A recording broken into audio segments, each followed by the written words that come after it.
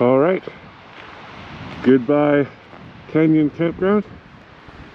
No rocks fell on me last night, so we're off to Yellowstone.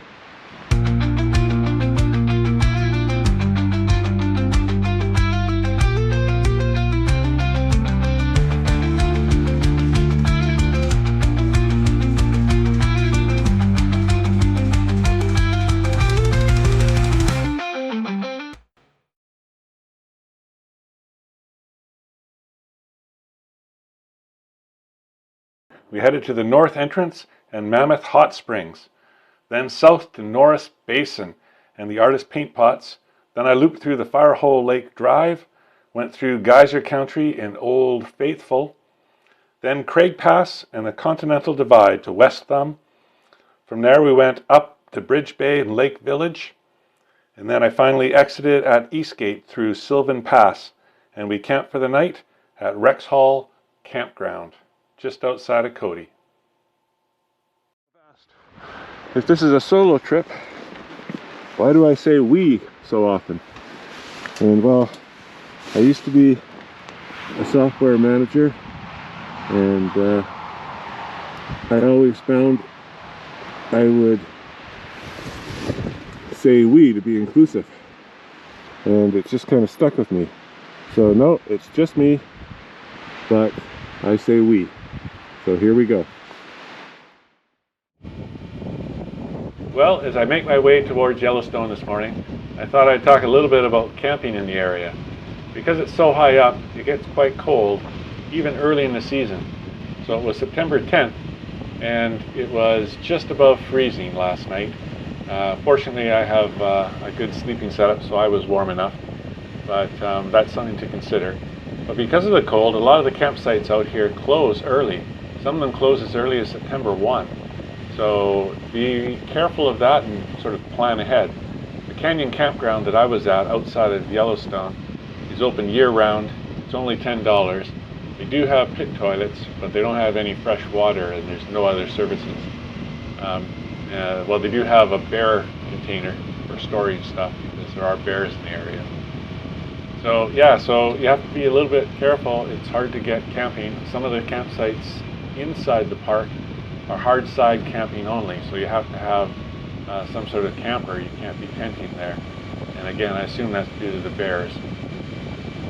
Well, I got up at 6:30 this morning because I knew it was going to be a big day at Yellowstone Park. But I almost didn't get up because last night around 6:30, somebody decided to start playing their violin at the campsite.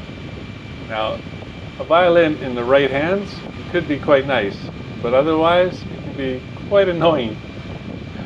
Anyway, he played for over an hour, but he did quiet down, and so I was able to get to sleep. But, oh boy, if you're in a small campsite, please don't do something that's going to force everyone else to listen to what you're doing.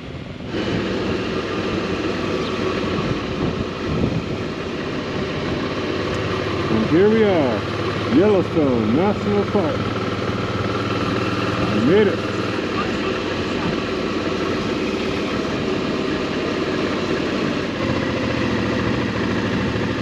Yeah, I saw an elk earlier. I didn't have my camera on. That's a good sized buck there. Deer, of course. Whoa!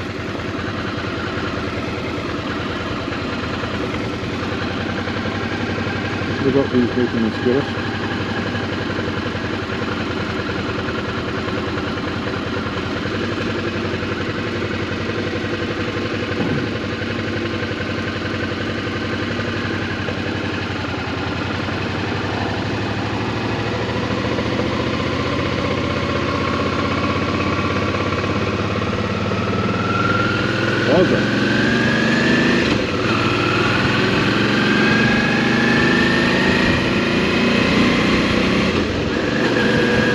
Well, that didn't take long.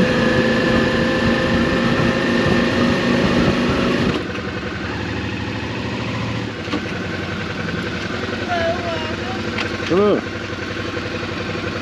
you have a park pass? I've got a pass, yeah.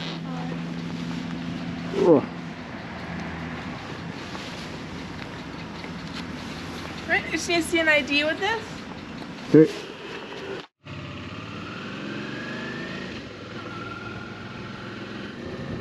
Well, I guess this is my third trip to Yellowstone. I was here about 20 years ago with the kids when they were young, and then I passed through here briefly when I was on a motorcycle ride about 10 years ago on my way out to Chicago. So it's been quite a while, and although I've definitely got some memories of the place, I'm looking forward to seeing what everything is like again.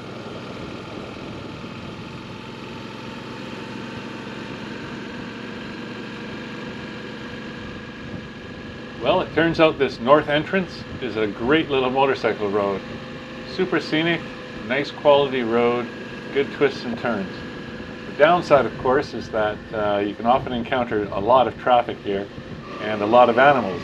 And the animals are almost tame. They're so used to the cars, they come up to them sometimes almost as if they're expecting a handout, which you're not supposed to do. But if you can get a bit of a time where there's no animals and no cars, beautiful road just to ride along and enjoy the view.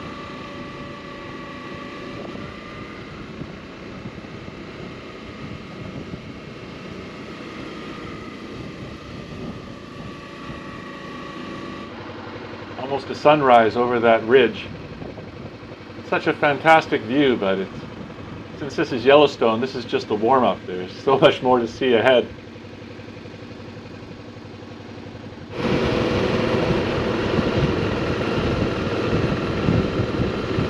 Yeah, we're in Yellowstone. So that's the Mammoth Hot Springs straight ahead. It's funny, it's probably only a couple miles at best from the north gate to this point. But I've had so much anticipation building over that time, it just feels like I've been riding forever. And partly it's due to the fact that even here, although it's September 12th, so it's sort of the off season now, there are a lot of people here still. I'm here bright and early, and here's a big line of cars ahead of me.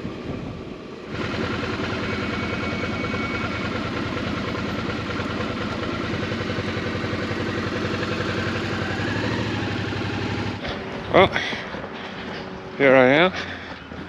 This is at Mammoth, and here we are.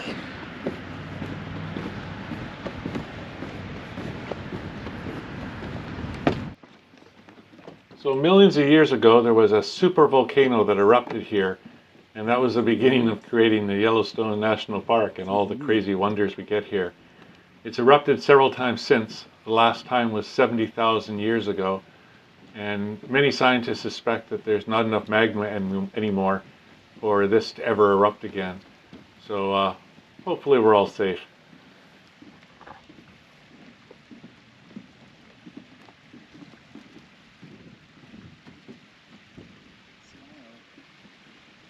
Mammoth Hot Springs is created by water coming up from under the ground and bringing minerals with it and depositing them slowly over time. So it builds up these structures of minerals, and it forms layers, and these layers create these neat ledges, and well, it's just awesome to see.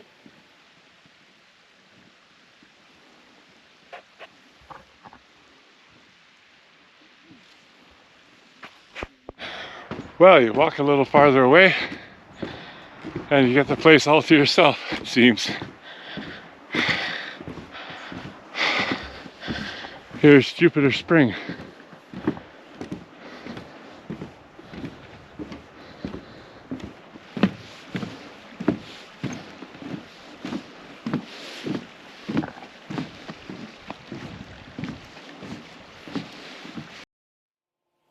So this is the top of the Mammoth Hot Springs structure, and these are the two main pools where the water comes up from underground and then slowly rolls over the existing structure, depositing more and more minerals.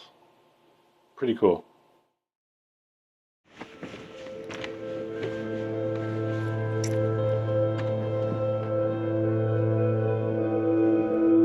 Grassy Spring.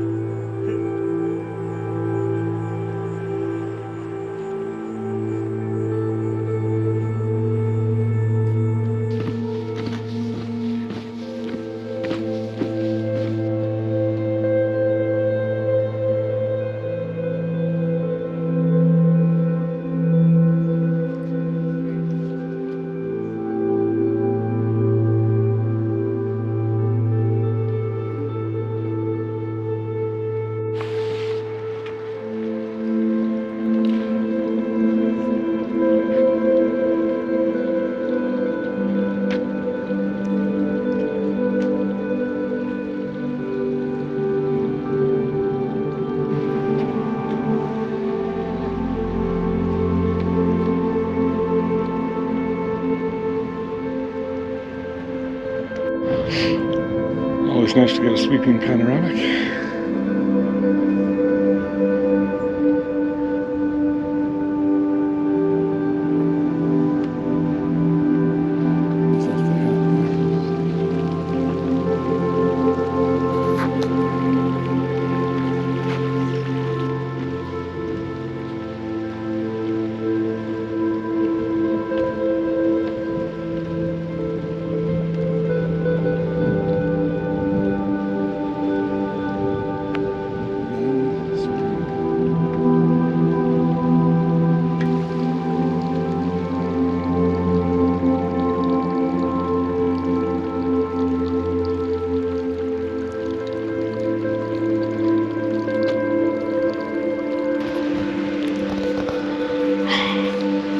Just incredible to be out in a place like this. I can feel the warmth coming off the water.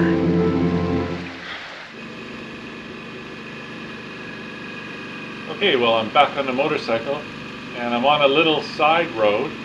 This is the Upper Terrace Loop Drive, so I'm still in the Mammoth Hot Springs area. And yeah, super cute little road, taking me through some pretty nice looking areas. But one of the things that it takes you to is the Orange Spring Mound. And it's kind of a standalone feature, and well, here it is.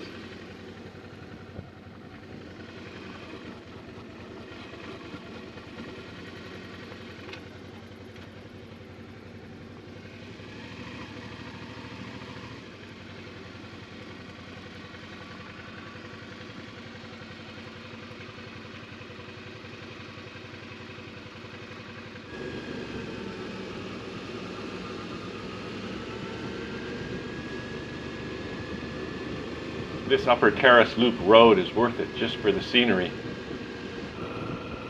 And that's true for the main loop as well. I mean, you mostly go to Yellowstone to see the geysers, to see the hot pools and hot springs and all that kind of thing.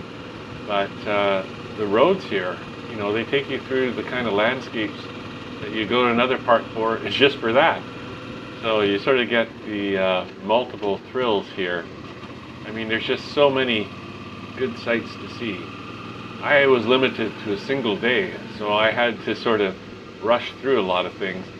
But you could easily spend a week here, and I would say plan for at least a minimum of 3 days to really feel you got the full experience. Another thing to be aware of when visiting is how much the temperature can swing. It can drop down to freezing at night and then be uncomfortably warm in the afternoon when you're hiking about. So you need to stay hydrated and you need to have a good change of clothes. As a motorcyclist, a lot of people swear by heated grips, and they are nice, but for me a heated vest is the key ingredient.